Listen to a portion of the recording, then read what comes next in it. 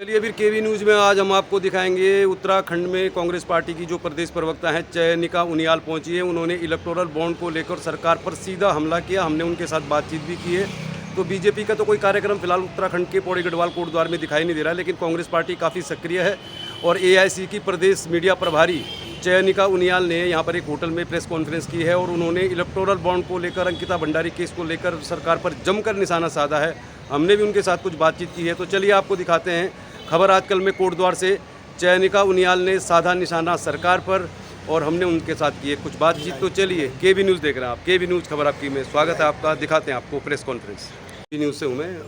आपने बहुत सारी बातों पे कह दिया, अग्निवीर अंकिता भंडारी और जो इलेक्टोरल बॉन्ड है उसको लेकर खबरें पहले भी आ ही रही हैं, आपने स्पष्ट भी कर दिया। मैडम आप ये देखिए, पिछले 2 टर्म से उत्तराखंड की 5 सीटों में बीजेपी का कब्जा है या बीजेपी जीती है। तो इस समय आप एआईसीसी ने आपको प्रभारी बनाया, तो क्या फीडबैक मिल रहा है आपको उत्तराखंड में 5 जो लोकसभा सीटें हैं उनको लेकर कुछ बताइए, क्या फीडबैक मिला अब तक आपको? देखिए, मैं ये देख रही हूँ कि इस बार इन 5 सीटों में कांग्रेस जो है वो जीतने जा रही है। और पौड़ी पे तो मुझे बहुत अच्छी खबर मिल रही है। और मैं तो ये भी कहूँगी कि ये देवभूमि है। इस देवभूमि की जनता को इस बात का फैसला करना है कि जो सरकार केदारनाथ का सोना न बचा सकी, जो सरकार अंकिता भंडारी को न्याय न दे सकी, जो सरकार इस प्रदेश के युवाओं के भविष्य के साथ खिलवाड़ करती है अग्निवीर योजना के साथ, तो उसको आपको वोट देना है या नहीं देना है वो इस प्रदेश की जनता तय करेगी। क्योंकि ये जो लड़ाई है वो इस प्रदेश के अधिकारों, हकों और न्याय की लड़ाई है। अच्छा मैडम, इस बात में तो कोई दो राय नहीं है कि अपोजिशन के पास मुद्दे बहुत सारे हैं। अग्निवीर हो, चाहे इलेक्टोरल बॉन्ड की बात हो, अंकिता भंडारी केस की बात हो या पलायन, बहुत सारे मुद्दे हैं। लेकिन आप इस बात को समझती होंगी कि अब भारतीय जनता पार्टी की जो चुनाव लड़ने की एक स्ट्रेटजी होती है, तो ऐसी खबरें आ रही कि बहुत बड़े बड़े जो स्टार प्रचारक हैं, चाहे वो योगी जी आएंगे, मोदी जी आएंगे, बहुत सारे बड़े नेता आएंगे और चुनाव को पलट देंगे। तो इसके लिए कैसे काउंटर करेगी आपकी पार्टी, क्योंकि पिछले लंबे समय से यही हो रहा है कि बड़े बड़े प्रचारक आते हैं और चुनाव का जो माहौल है वो बदल जाता है। देखिए, मैं ये जानती हूँ कि पहाड़ का व्यक्ति बड़ा सीधा होता है, बहुत भोला होता है, लेकिन पहाड़ का व्यक्ति भावुक भी है। उसे अपने अधिकारों का पता है। कितने भी बड़े व्यक्ति आए, उनको ये देखना है कि कौन पहाड़ की बात कर रहा है। जो पहाड़ की बात कर रहा है उसी को मतदान देने की आवश्यकता है। बाकी आकर के कोई कुछ भी बोलकर जाए उससे कोई फर्क नहीं पड़ता। चलिए मैडम, एक आखिरी सवाल मैं आपसे जानना चाह रहा हूँ। जैसा खेल की भाषा में होता है, फिनिशिंग एक बहुत बड़ी चीज़ होती है। इलेक्शन में क्या होता है, अभी माहौल है, निश्चित तौर पर गणेश गोदियाल ने पौड़ी में जिस तरह से नामांकन कराया, जिस तरह से उनकी सभा में भारी भीड़ जुटी, तो उसको लेकर बहुत सारे लोग ये मान रहे हैं कि यहाँ पे मतलब बहुत अच्छी संभावना हो सकती है। तो क्या लग रहा है आपको कि बिना किसी स्टार, कांग्रेस पार्टी की कुछ स्ट्रेटेजी है कि आखिरी समय में यहाँ पे कोई किसी बड़े नेता को बुलाया जा सकता है? क्योंकि उसके बिना मुझे लग रहा फिनिश करना आसान नहीं है, चाहे कितनी भी अच्छी स्थिति हो। देखिए, नेता तो हर चुनाव में आते ही हैं और इस चुनाव में भी आएंगे, पर मुझे लगता है कि स्टार प्रचारक कांग्रेस का हर वर्कर और इस प्रदेश का हर मतदाता एक स्टार प्रचारक है और जो कांग्रेस के लिए वोट इस बात जरूर करेगा। तो अभी आपने प्रेस कॉन्फ्रेंस की है, तो आपकी भूमिका कुछ सभाओं को संबोधित करने की भी रही है या फिर आपको यही भूमिका दी गई है कि प्रेस कॉन्फ्रेंस के जरिए, पत्रकारों के जरिए आप लोगों तक अपनी बात पहुंचाएंगे?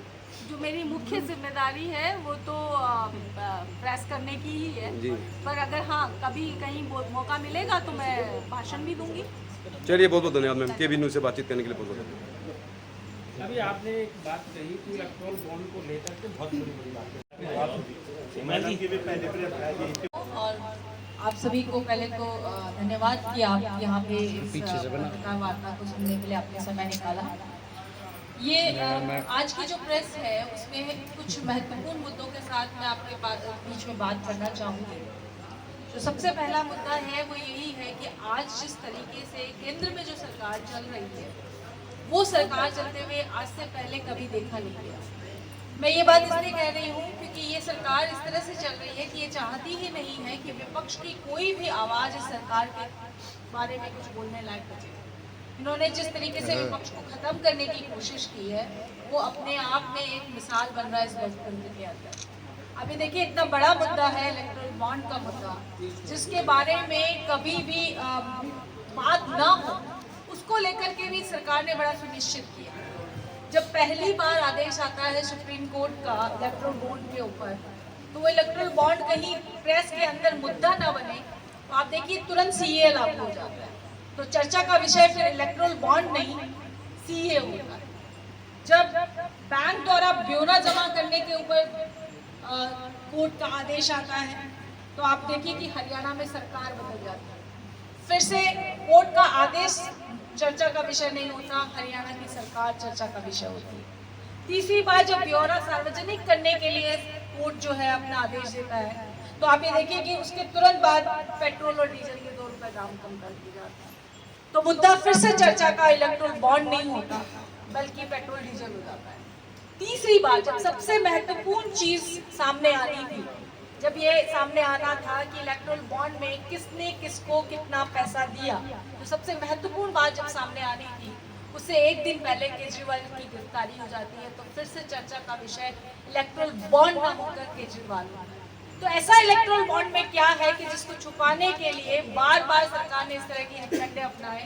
चुनाव में चंदा लेना कोई नया विषय नहीं है। चंदा काफी समय से, जब से यहाँ पे डेमोक्रेसी है और जब आजादी से पहले भी राजनीतिक पार्टियां चंदा लिया करती थी, पर चंदा किस तरीके से लिया जा रहा है वो महत्वपूर्ण विषय है। यहाँ पर आप देखिए कि 2018 से 24 के बीच की अगर हम बात करें तो कुल जो चुनावी बॉन्ड है वो 518 करोड़ रुपए का चुनावी बॉन्ड दिया गया, जिसमें से 50% से भी अधिक 8,252 करोड़ जो है वो भाजपा को मिलता है, और बाकी बचा हुआ तमाम जो बाकी भारत के राजनीतिक दल है उनके पास आता है। चलिए हम मान लेते हैं कि भाजपा से विशेष लगाव है लोगों को और उन्होंने 50% से अधिक बॉन्ड उनके दे दिए, लेकिन जब हम उस ब्यौरे का आकलन करते हैं, विश्लेषण करते हैं, तो हम पाते हैं कि 3 तरह के पैटर्न देखे गए हैं भाजपा को चंदा देने के अंदर। जो पहला पैटर्न है वो एक तरीके से जबरन वसूली वाला पैटर्न लगता है। वो क्यों लगता है?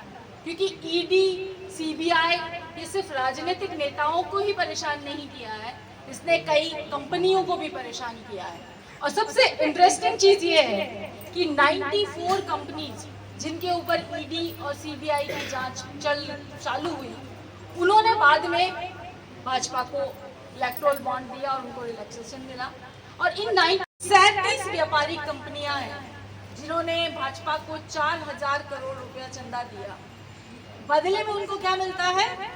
243 परियोजनाएं उनको सौंपी गई 4 लाख करोड़ रुपए, यानी 4,000 करोड़ चंदे के बदले में 4 लाख करोड़ रुपए की परियोजनाएं भाजपा के द्वारा इन कंपनियों को दी गई। फिर आप ये देखिए ऐसी भी कंपनियां हैं जो फर्जी कंपनियां कहलाती हैं, जिनको शेल कंपनियां कहते हैं, उन्होंने भी भाजपा को चंदा दिया। तो ये अपने आप में महत्वपूर्ण विषय है कि ऐसा ये जो चीजें हो रही हैं, ये जो तरीका, ये पैटर्न जो सेट हो रहा है, ये लोकतंत्र के हित में नहीं। और ये पैटर्न सिर्फ कंपनियों के साथ नहीं, आप राजनीतिक नेताओं के साथ भी देख सकते हैं। हाल ही में प्रफुल्ल पटेल जी को देख लीजिए, जिन पे कितना सारे जो है आरोप प्रत्यारोप भाजपा के द्वारा लगाए गए, आज क्लोजर रिपोर्ट आ गई। अजीत पवार को देख लीजिए, इतने सारे आरोप प्रत्यारोप लगाए गए, जब वो भाजपा के साथ जाते हैं तो उनके भी सारे के सारे जितनी भी फाइलें होती हैं वो क्लोजर रिपोर्ट हो जाती हैं। आप हेमंत विश्व शर्मा को देख लीजिए, बहुत सारे ऐसे उदाहरण मिलेंगे जिन नेताओं के ऊपर तमाम तरह के भ्रष्टाचार के आरोप भाजपा ने लगाए, और जब वो भाजपा ज्वाइन कर लेते हैं तो तमाम तरह के आरोप जो है वापस ले लिए जाते हैं, बचा रहे हैं। दोनों में से एक ही बात होती है, ये तीसरी तो कोई बात हो ही नहीं सकती। ये तो केंद्र की बात है। और आप जिस तरीके से विपक्ष के नेता जो जाना नहीं चाहते भाजपा में, उनको जिस तरह से गिरफ्तार करना या उनके पर हर तरह की चीजें करना, वो भी अपने आप में पहली बार ही इस लोकतंत्र के अंदर देखने को मिल रहा है। और सबसे बड़ी चीज देखिए, जो प्रमुख विपक्षी पार्टी है उसके खातों को जिस तरीके से जो है सील करने की कोशिश की जा रही है बार बार, वो भी ये दिखाता है कि वो चाहते ही नहीं कि चुनाव जो है फेयर तरीके से हो। और केंद्र की बात छोड़ भी दे तो मैं अगर हमारे आपके उत्तराखंड स्टेट की बात करूं, तो यहाँ पर भी जब मैं देखती हूँ कि भाजपा सरकार ने ऐसा कुछ नहीं किया जिसपे यहाँ के प्रदेशवासियों को गौरवान्वित होने की आवश्यकता हो। ये बार बार कहते हैं कि हिंदू धर्म की बात करते हैं, हिंदू धर्म की रक्षा की बात करते हैं, पर मैं ये कह रही हूँ कि जो केदारनाथ के सोना जो चोरी हुआ वो इनके नाक के तले चोरी हो गया। जो केदारनाथ का सोना नहीं बचा सके वो धर्म को क्या बचाए। और आप ये देखिए, ये बार बार महिला सम्मान की भी बात करते हैं। अंकिता भंडारी का जो इतना बड़ा, क्या अंकिता भंडारी के माता पिता से मिलने का प्रयास किया? यूपीए सरकार के अंदर जब निर्भया केस होता है तो उस निर्भया के शव को लेने के लिए स्वयं उस समय के प्रधानमंत्री और यूपीए चेयरमैन गए थे एयरपोर्ट के ऊपर, और उसके भाई का खर्चा जो है राहुल जी ने उठाया था पढ़ाई का। क्या प्रधानमंत्री ने एक बार भी निर्भया के माँ बाप से पूछने की कोशिश की कि उनके मन में क्या चल रहा है? बल्कि जो पत्रकार उस निर्भया के लिए लड़ाई लड़ रहा था उसको रातों रात उठा करके आप जेल में डाल देते हो। आप उस वीआईपी को गिरफ्तार तो नहीं कर पाए, आपने तो उसका नाम तक अभी तक नहीं बता पाए हो कि वो वीआईपी है कौन, लेकिन आप एक पत्रकार को जरूर गिरफ्तार कर लेते हो जो उसके लिए संघर्ष कर रहा है। और इतनी खराब बात लगी कल जब मैं स्मृति ईरानी जी का वीडियो देख रही थी कि पत्रकार उनसे पूछ रहे हैं कि निर्भया पे या कोई स्टेटमेंट, वो 2 मिनट रुक के एक स्टेटमेंट देने को तैयार नहीं है, और वो कहती है कि धक्का मत मारो। मैं तो कहती हूँ कि सरकार को धक्का मारने का समय आ गया है। जिसके पास इस प्रदेश की बेटी के लिए एक शब्द 2 शब्द बोलने का समय नहीं हो, उनको आप वोट देना चाहेंगे, ये मैं इस प्रदेश की जनता को कहना चाहती हूँ। और तो और आप देखिए उत्तरकाशी के जो लोगों के साथ में हुआ, आप विकास की बात करते हैं और विकास के नाम पे आप जो पहाड़ों का नुकसान कर रहे हैं, वो नुकसान उत्तरकाशी में साफ दिखाई दे। एक अंग्रेजी में बहुत वर्ड आजकल बहुत फेमस है, सस्टेनेबल डेवलपमेंट कहते हैं उसको, कि आपको जलवायु का ध्यान रखते हुए डेवलपमेंट करना है, लेकिन आप डेवलपमेंट नहीं करना चाह रहे, आप इन पहाड़ों को नोचना चाह रहे हैं। खुद सेना में थे। इस प्रदेश का युवा, मुझे मालूम है कि हर युवा सपना देखता है भारतीय सेना में जाने के लिए। गढ़वाल रेजिमेंट, कुमाऊं रेजिमेंट बड़ी फेमस है, लेकिन आप ये देखिए उस सपने को भी चकनाचूर करने की कोशिश की अग्निवीर योजना ला करके। सिर्फ सपना ही नहीं, उनका भविष्य भी आपने अंधकार में कर दिया है। खुद प्रधानमंत्री जी 10 साल प्रधानमंत्री रह चुके हैं और उन्हें 5 साल और चाहिए अभी, लेकिन इस प्रदेश का युवा की जो 20 साल की नियमित सेवा थी उसको 4 साल की संविदा सेवा में परिवर्तित करने का काम प्रधानमंत्री जी करते हैं, उसको कॉन्ट्रैक्चुअलाइज कर दिया है। तो आप खुद देखिए कि आपको कैसी सरकार चाहिए, क्योंकि कांग्रेस तो साफ कह रही है कि अगर वो सत्ता में आती है तो वो इस अग्निवीर योजना को वापस लेगी। है कि हर गरीब परिवार की एक महिला को साल में 1 लाख रुपया दिया जाएगा। उन्होंने ये भी कहा है कि केंद्र से जितनी भी भर्तियां होंगी उसमें 50% नौकरियां महिलाओं के लिए आरक्षित होंगी।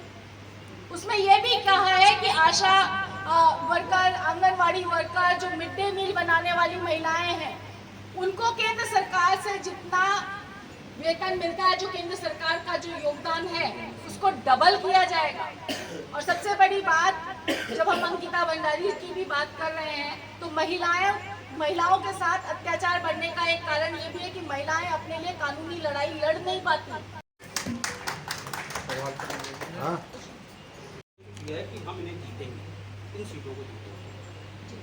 तो पहला तो आपका सवाल कि कांग्रेस के लिए इलेक्टोरल बॉन्ड कितना महत्वपूर्ण है, तो निश्चित रूप से इलेक्टोरल बॉन्ड बहुत महत्वपूर्ण है, क्योंकि ये अपने आप में एक बहुत हालमेल वाला विषय बन गया है। भ्रष्टाचार का तरीका है कि आप किस तरह से इलेक्टोरल बॉन्ड ले सकते हैं, तो निश्चित रूप से ये महत्वपूर्ण विषय है। और इसलिए हमारे जो AICC ने भी प्रेस कॉन्फ्रेंस, रही बात कांग्रेस को कितना देना, तो मैं आपको बता रही हूँ कि चंदा आपको मिला। बात ये कि कंपनियां जिन्होंने आपको पैसा दिया फिर उनको धंधा मिला, वो कंपनियां जो फर्जी फैला रही है उन्होंने आपको पैसा, तो बात ये कि आपको पैसा मिला। तो आप जनता की भी कैसा फेस बना रहा हूँ भाई, कैमरे का थक गया क्या?